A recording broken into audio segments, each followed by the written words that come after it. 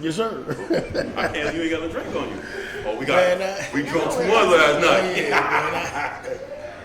man, That was him. I had that Heineken, You need to man. have like the one in front, just like for show. Like.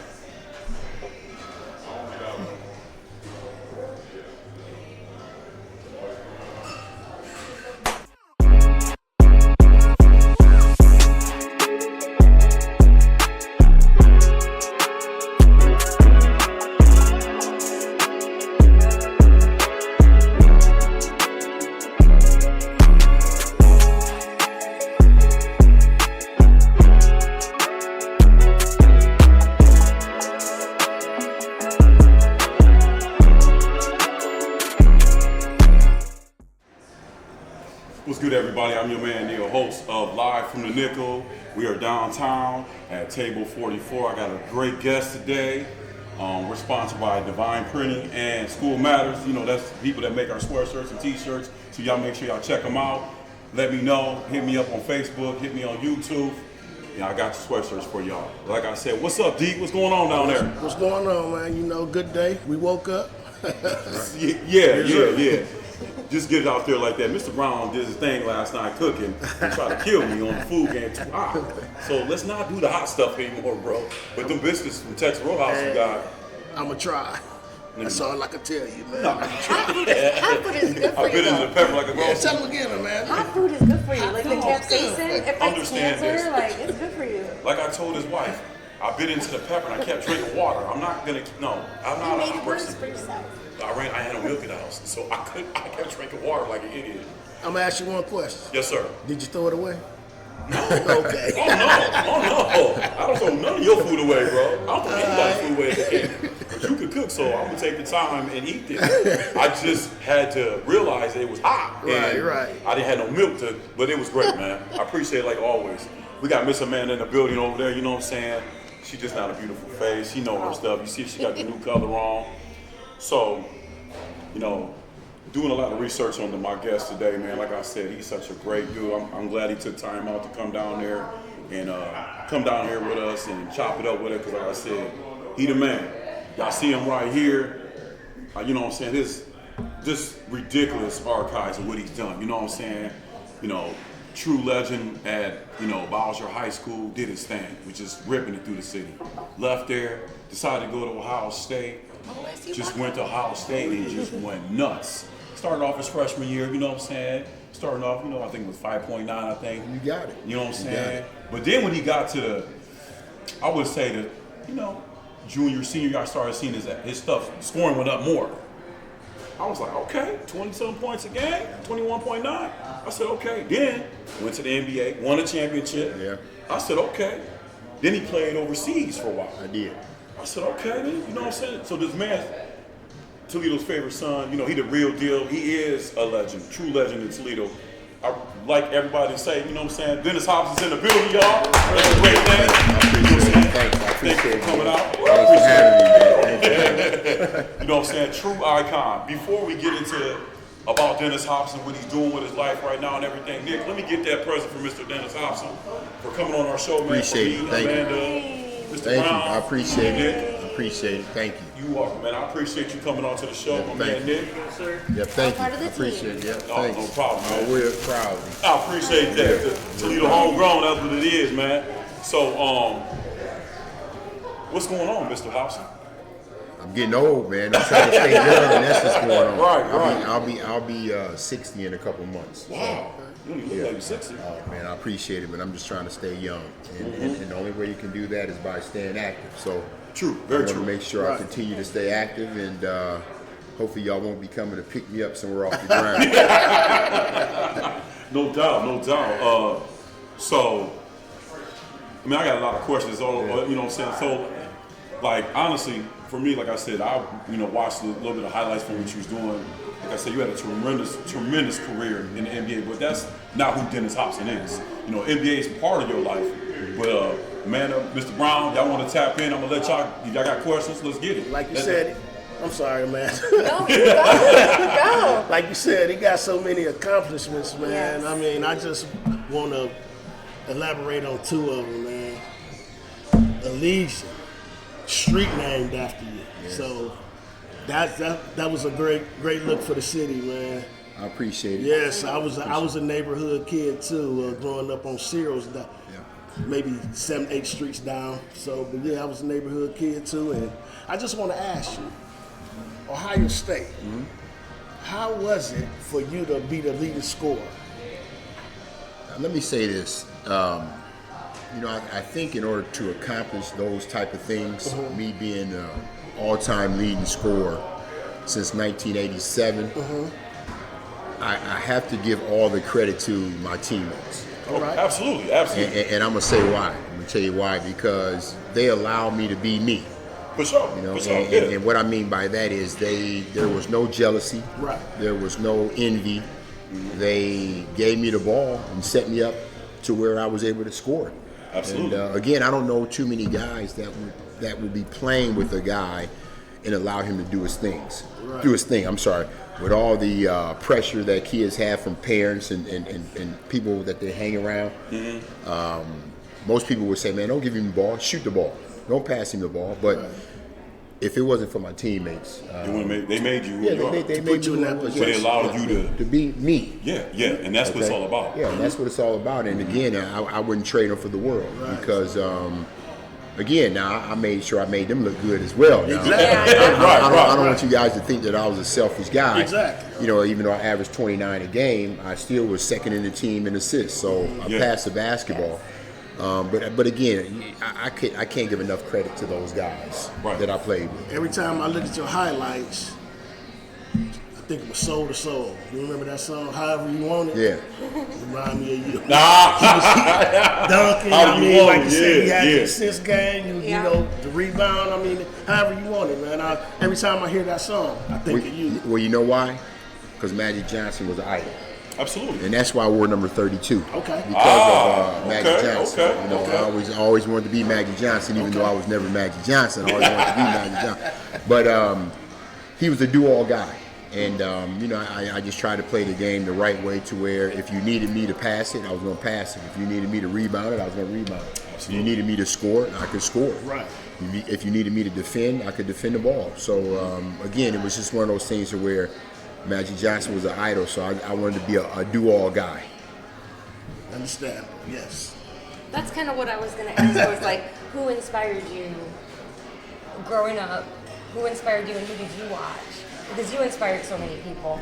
Who inspired you to get into basketball? To push yourself as hard as you could, make it to the NBA, travel the world. You've literally been in, I think, every country. I've been around. I think to answer that question is, first of all, you're looking at a person with very little expectations. You start off in high school, you don't expect to do this. I didn't go into high school expecting to do. I didn't go into Ohio State expecting to do.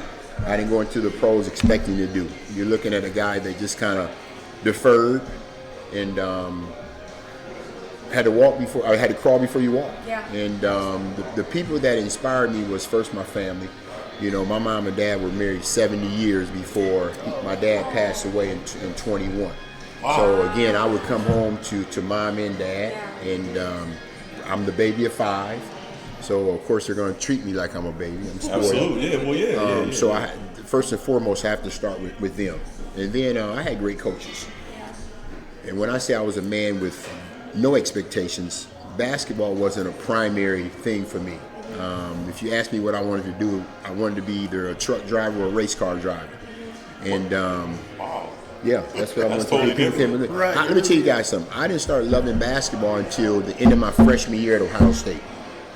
Wow. That's when I started loving it. Wow, okay. That's when I That's started different. loving it. Yeah, people don't understand that and don't know that, but I didn't grow up as a kid. You ask kids nowadays, what do you want to be? I want to be a rapper. I want to be a professional athlete. Right. No, you wouldn't have got that out of me.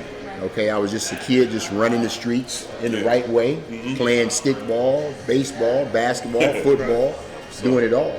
But family, first and foremost. And then I had coaches. I had coaches around me that saw something in me to where they kind of pulled it out of me. Absolutely. Because they would go to my parents and try to get my parents to allow me to play organized sports. And it was just something that I didn't have a passion for, but it just grew on me after a while. Okay. That's what's up, you know, and that's crazy. Like you said, when you were number 32 because of Magic Johnson. You know what I'm saying? I was a big Isaiah Thomas fan, but that's a beautiful thing. With Magic, like I said, my dad's a Lakers fan, and watching Magic, but watching your games, I watched a couple highlights. Went back into the archives, watching some of the things you did. Like I said, I didn't get a chance watching when I was a kid.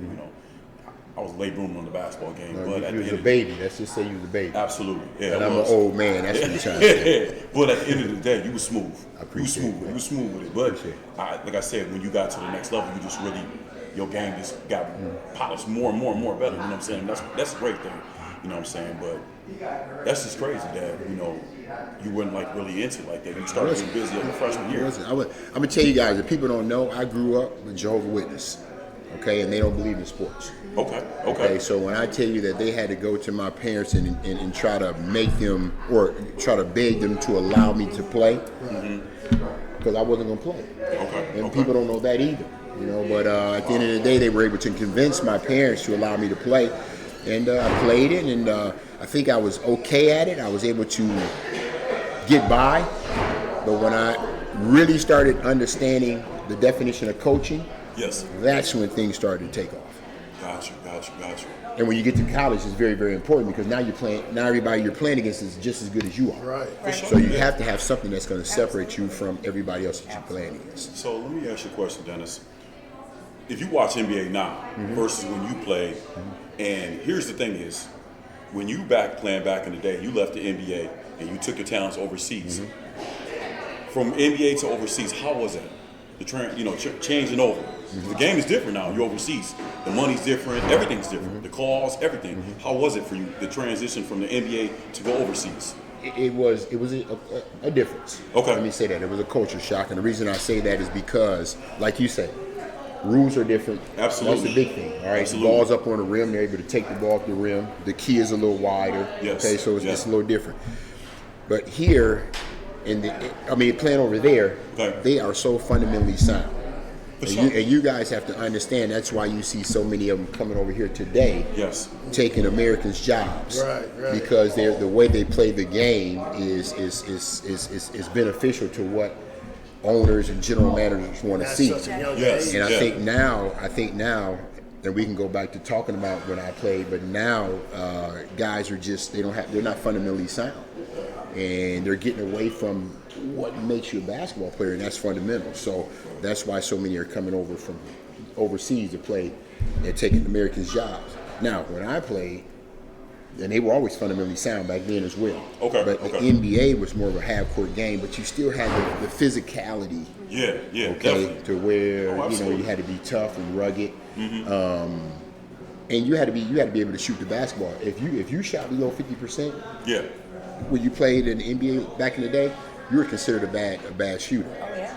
Okay, don't shoot the basketball. Right. But I think Allen Iverson started something to where just take a whole lot of shots, and if you make one, it don't matter. As long as you have 50 points, but you shot 100 times. Right. So things are a little different. Absolutely. But that European play has always been consistent from when I played up until now.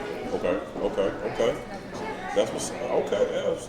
Man, I know you like because awesome. you got a book over there. Open it up. Because he's played for the Spanish League, France, Philippines, Turkey, Israeli, Venezuela. Not Venezuela. I don't know where that comes from. No, Venezuela. Yeah, I don't know where that one comes That's not okay. from. He's got to play over there. That's I not was where like, that comes from. well, I was reading about him, and I was just like, he's literally went to so many different places, and just being able to adjust to that culture and kind of moving around like that is so cool. You know why the adjustment was so easy? Because I didn't go to third world countries. I went to countries like here, to where I could eat American food, and everybody spoke English, which they spoiled me because I was in their country. I should have been trying to speak their language, but what happens is that when they're kids, when they're going to school, they have to learn a language, and English is what everybody wants to know. Everybody wants to know it. So, I could have little kids coming up to me speaking English to me. That wasn't a problem. So I was spoiled. But I played in big-time countries. So it made it a whole lot easier for me than some guys will say I'm overseas playing. Okay. They might be overseas playing. Right. But you're playing in a third world country where the food's not good. No disrespect to them, but the food is not what they're used to. And then the other thing is nobody's going to speak to you in English. Exactly. So I was spoiled. I had it made. Yeah, I just wondered how that was because I couldn't imagine just traveling all over like that. I had it made. I did. So like, I mean, when you was over in these other countries, did you want to try to speak that? You know what I'm saying? Even though you went to the third world country, so I mean, you could have went somewhere else and did that. What made you choose that? Like, well, you did kind of say it. You kind of said it because of the food and whatever, but I mean, China, you didn't want to go there, or no? I mean, I went to where I was going to be paid for one, because again, you're a big What's your time. worth? What's your worth? That's what it basically, Yeah, right? yeah. You're a big time player. I mean, it's like when Dominique Wilkins went over. He played over in Greece. When Cliff Livingston went over. Yeah, He played right. over. So you go where your agent is going to get you one, and where you gonna make some money. That's what it's all about. Okay. I like that. I got a lot, you know what I'm saying? But I'm gonna dial it down, because at the end of the day, like I said, I love everything you have done. Now we're gonna get into the situation. You come back from the NBA.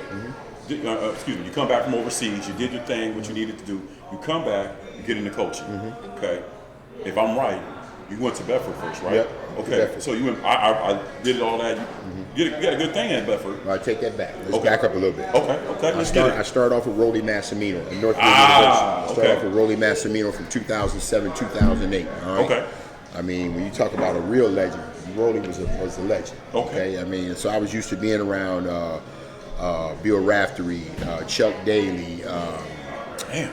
Yeah, around all those guys. Jay Wright, because they're all one big family. Okay, So, yeah. you know, just like we're sitting here talking, Yeah. this is what we normally do, because even though they're all legends, Yes. they always want to get better Absolutely. at their craft. Okay, Yes. so that's where I started from 2008, 2009, Okay. then 2009 to 2014 at Bowling Green State University under Louis Orr as an assistant. Yeah. Then after we got fired there, that's when I went to Bedford. Okay. Yeah. And then when you left Bedford, then you went. I took some time off. I see And that. then that's when I got hired by. I went into Lords. Okay, Lords. okay. Started coaching at Lords. How was Lawrence? Lords is great, man. I mean, Is that a good record? I'm the all-time winningest coach. You know, I see that. I'm gonna get it. and I was only there for 5 years. So you know what I mean. So again, you know, you kind of take what you learn from those guys that I mentioned, Yes. and you try to give back to the youth to help them grow. Yeah. Okay, through the game of basketball. Right. That's yeah. what it's all about. That's what's Makes a up. good coach. Yeah. That's what makes a good coach. Okay. So after you left, when you left Lords, and then you went back to your alma mater, which is, you know, Bowser, great school. You hired my cousin. I appreciate that. You know what I'm saying? Aaron Peacock. Y'all look out for him. You get a head football coach. But anyways, what made you go back to your? I mean, that's great that you went back to your alma mater. But what made you leave the coaching game and be an AD, which is great for that. We need people like that. They go back to where they started off at, where everything started at. And that's a beautiful thing, because people don't understand that. I feel like you went back there to help out the youth. Because having people like you there doing that, that's a beautiful thing. And that's what we have to be made of down here in Toledo. Having people that come back and give back like you do. Like I said, I did so much research on you, but what made you go back to your alma mater, which is, like I said, it's a great thing. But tell me. Let me say this. I left coaching, but I didn't leave the city of Toledo. Okay. Okay, and the reason I won't leave the city of Toledo is for a couple reasons. One, my mother's 91 years old. Okay. All right. Remember, I told you guys I'm the baby of 5, so we want to make sure that we watch over her. That's the first thing. And then the other reason why I won't leave Toledo is because I feel like there's a lot more to give from myself in regard to things that were given to me along my life journey and my athletic journey.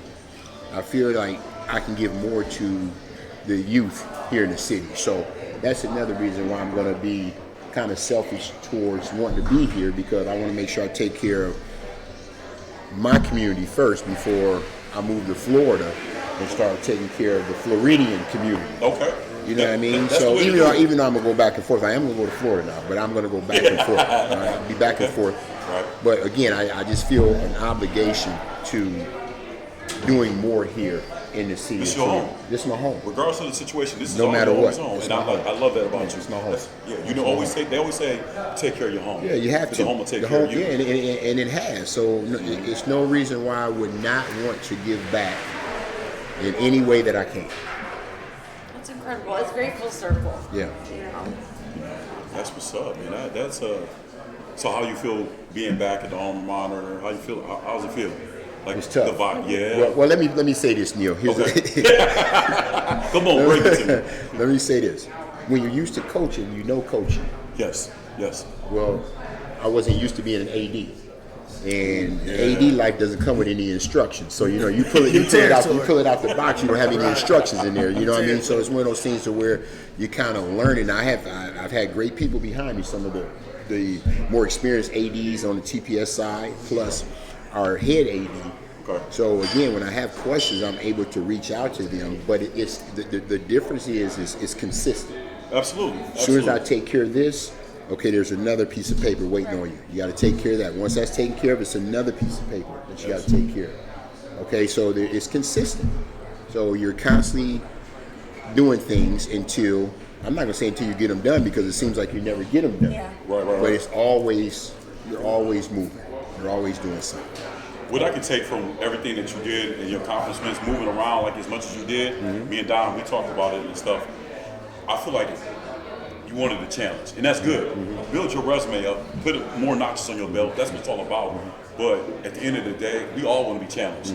Like, that's what I kind of got from you. Like, okay, yeah, I went overseas. I played in the NBA. I go overseas. I did that, but then I come back. Let me get into coaching. Yeah.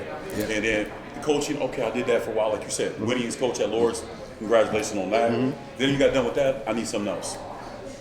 And you hit it right, Neal. You're right. I think I'm very always wanting to do something. It's not a good thing. Now I want you guys to understand. It's something that people tell me that you need to stop trying to do so much, and it's something that I try to work on, but I can't figure it out. I can't figure it out. So I'm constantly just doing. I'm constantly doing. I mean, and people ask me to do, like when you send me the email. Yeah. I'll check my calendar. Okay. If my calendar is free, I'm here. I got another podcast to do in somewhere in Napoleon tomorrow at 4:30. You know what I mean? So they always say yes is the best answer, no is the second best, and there's no such thing as excuses. Yes. I try to say yes as much as possible if I'm free. Now, does it get to me? Yes, it does get to me, but it's something it's just in my DNA. It's a part of my DNA. So that's your makeup. Who you makes you. Hey, you know what? That's what keeps me young too. Yeah, absolutely. Can't stop moving. Yeah, that's what keeps me young. Can't stop moving. I feel like this is if you couldn't did it, I wouldn't have been mad, because at the end of the day, when me and Mr. Brown, we started this like in my living room, and then we brought a man on shortly after. But it's a story behind that, and what I was always taught, it's okay if they say no. It's okay, because you never know what people going on in their life, and I'm good with that. But once again, I appreciate you, reaching back out to me. Yeah, no problem. Because to me, that I was like, yo.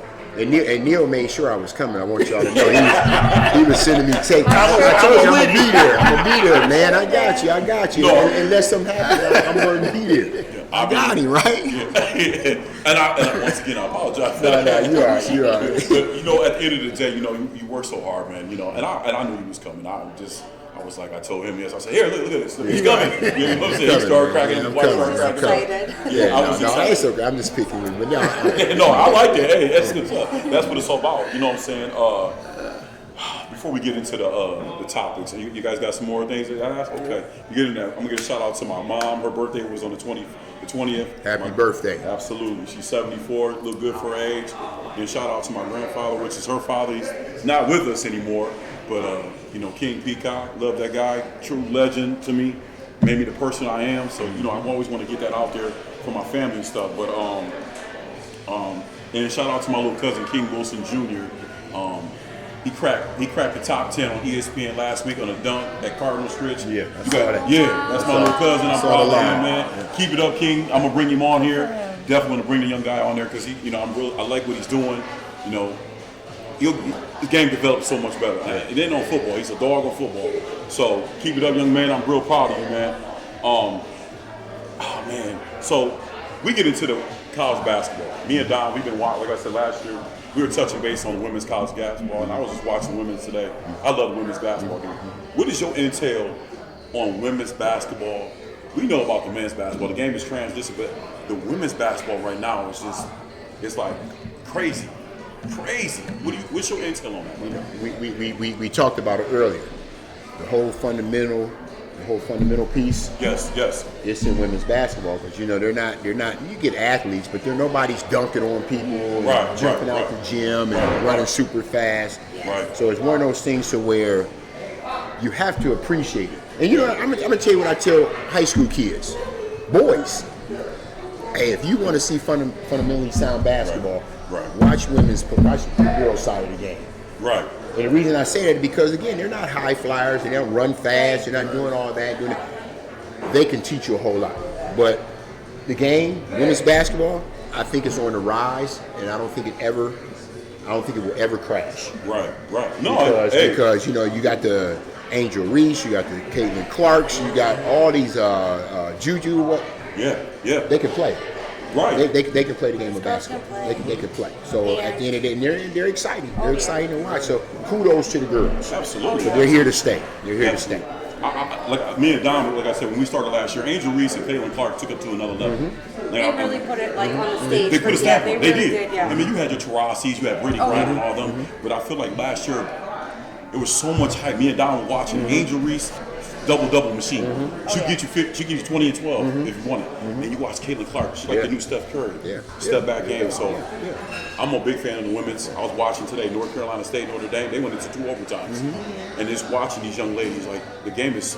Juju Watkins is probably one of the difficult women to watch right now because you can't guard her. Yeah. She's so nice with it. But have you seen her work out? Have you seen her work out? absolutely, See, absolutely. stuff like that will just encourage the young girls Yes, to yes. get in the gym and start working at their craft. Yes, Yeah, yes. And again, I mean, she works hard. All the other girls that you just mentioned, they work extremely hard.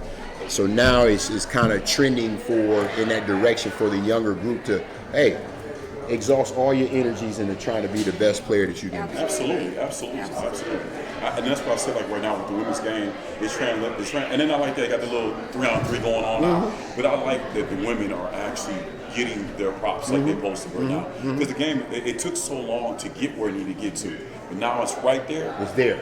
Oh, it's so nice, man. there. I mean, because the men's always going to be good. But Exactly. I ain't going to lie, I catch myself, I look forward to watching the women. It's there. It's there. Because A every lot of team, people do. I'm telling you, man, It's there. like It's changed. Yeah. Like, It is. I remember when I first started out bartending and I would put girls basketball on the TVs and everybody, change that. Yeah. We don't want to watch girls Yeah. basketball. This is boring. It was almost like a joke.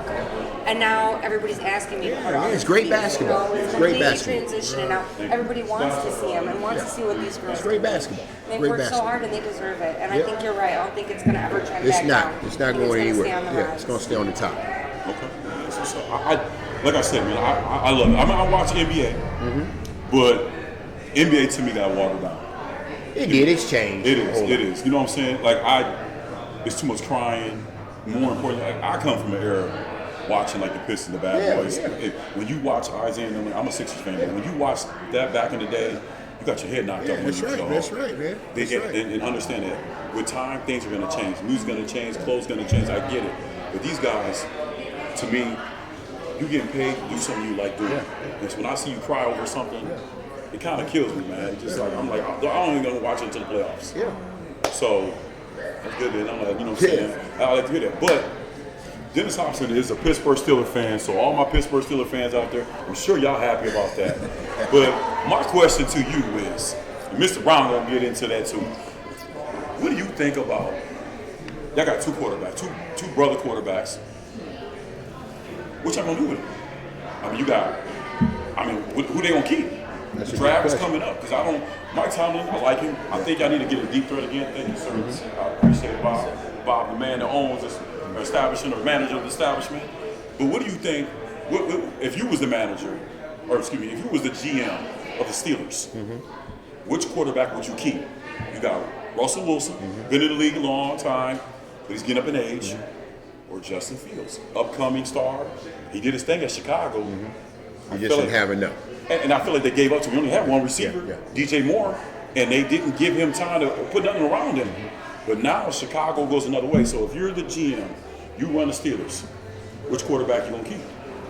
Or do you go into the draft? And let me say it, I'm not picking Justin just because he's an Ohio State boy. I'm not picking him for that reason. All right. Okay. But I think I would pick the youth.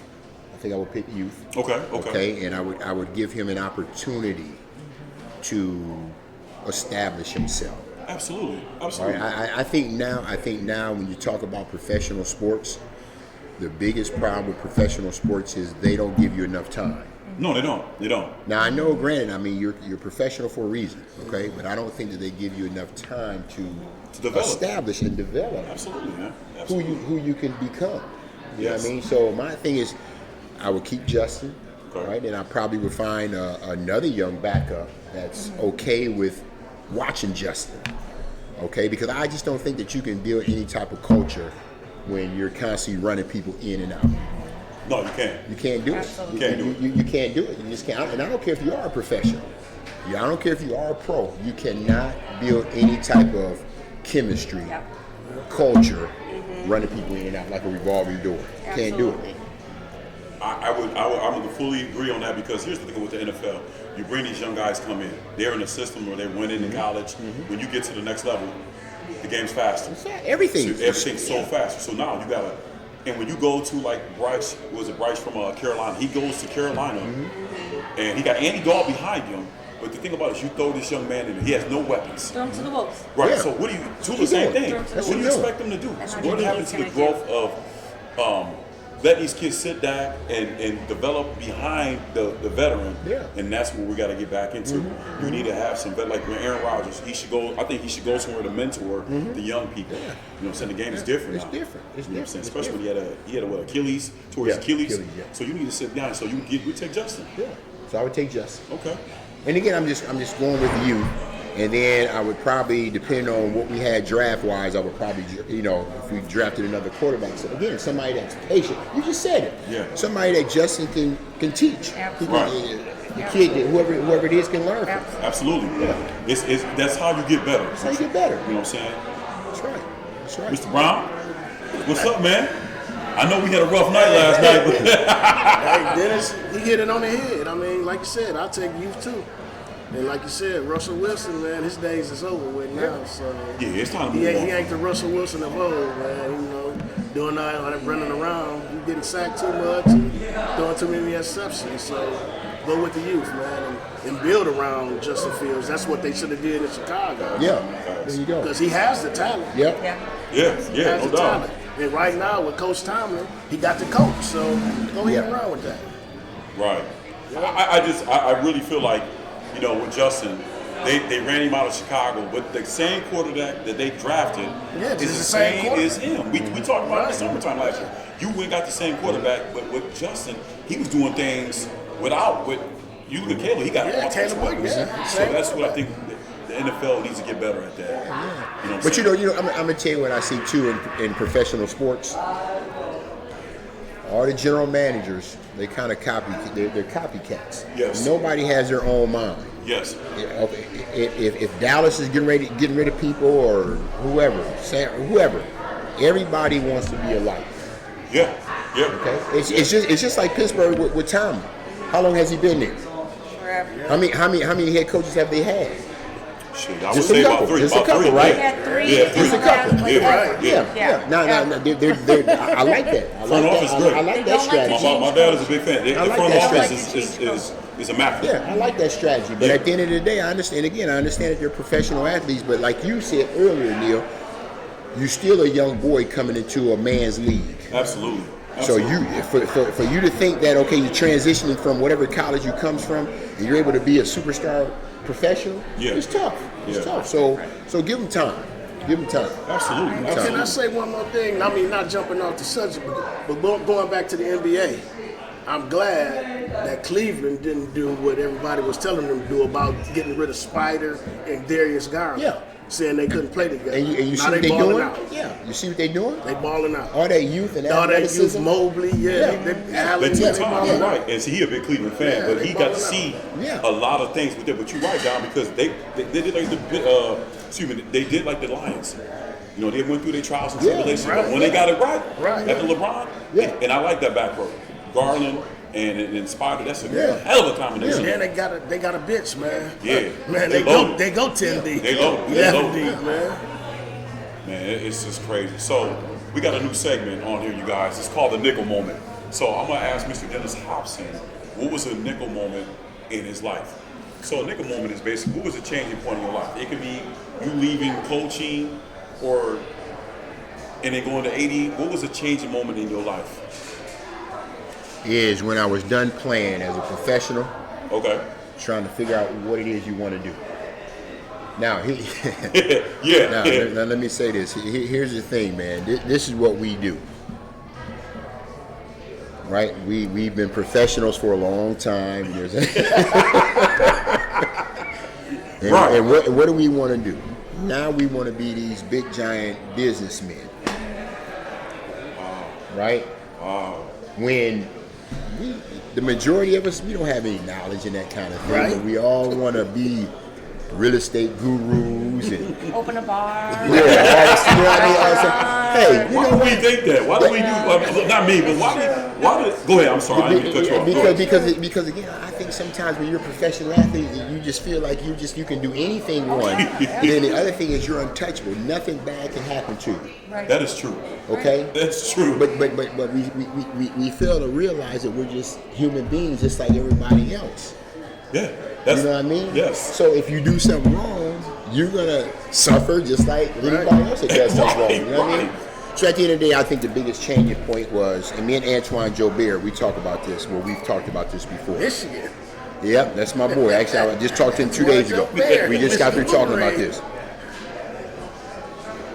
You have to know, and you don't have to know right away, but you have to transition into something that you know, For sure. and you can be good at.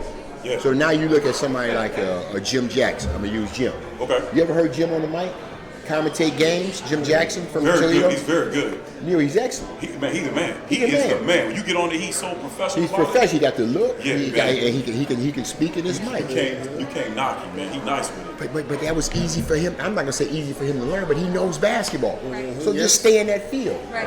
Yes. So I think that was, to answer your question, I think that was the thing, man. Just trying to figure out, okay, what next? Now, this is what I did.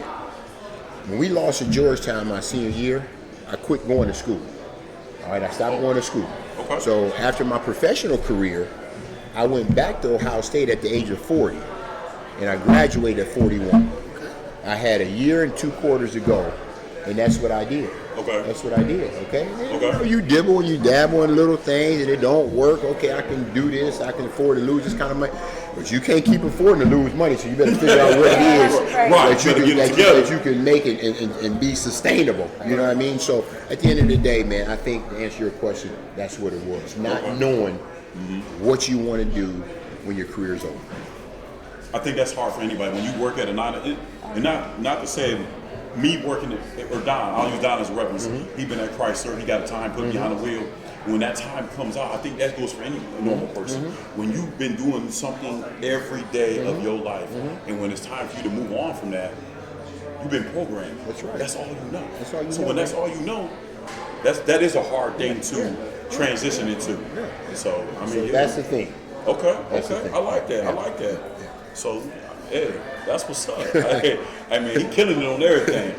Like I said, Dennis, I mean, I really appreciate you coming on, man. Oh, man, you've been I really great. Hey, man, I've been great. I'm sorry I was bugging you a lot. But, I mean, this is You can enjoy dinner. Now he got my word. If he asks me again, I say yes. Unless somebody takes me out and I can't be there, I'm going to be there. The thing about like this, like I said, me and Don started this, man. And like I said, when I reached out to you, I didn't know what to expect. But like I said, I really appreciated it. I was telling Amanda and all that. And she was like, she locked in. She already locked in. I love that about her. She's so good at what she does. And you know, like I said, I appreciate it, man, because you know, I'm just like I said, I'm just trying to get my feet from underneath me. That's all. When I'm done working in the factory, this is something I want to do. Me and Don and Amanda, we can just take it to another level to let people know about Toledo.